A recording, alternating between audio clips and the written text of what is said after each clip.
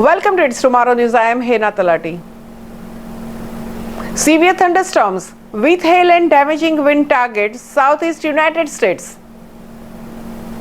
Wednesday was another active day for severe weather in three parts of United States with powerful thunderstorms capable of producing damaging wind gusts, large hail and possible tornadoes in the areas from the plains to the east coast.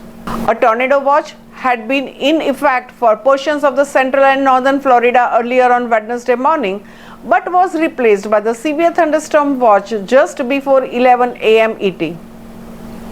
A Severe Thunderstorm Watch was issued further north Wednesday afternoon and includes about 6.6 million people in the parts of South Carolina and North Carolina.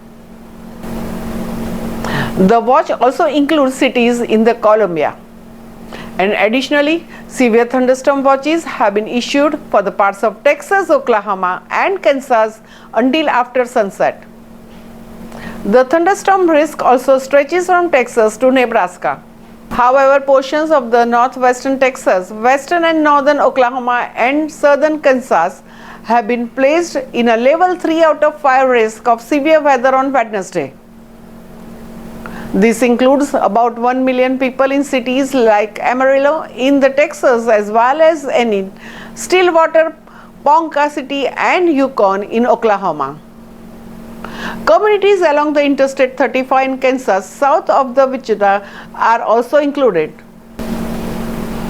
Storms that develop in those areas will not only be capable of producing deadly cloud-to-ground lightning, but large hail, damaging wind gusts and tornadoes will also be possible, and swaths of the central and eastern United States braced for another round of strong storms as a days-long span of severe weather stretched into Wednesday.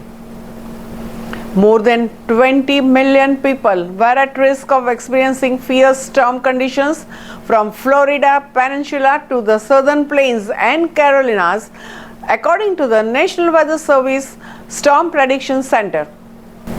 Amarillo, Texas, Oklahoma City, Orlando and Charlotte, North Carolina were among the cities in the path of various storms. A tornado watch issued for 19 counties in central and northern Florida, including Tampa and Orlando, expired at 11 a.m. and little damage was reported. A severe thunderstorm watch remained in effect until 5 p.m.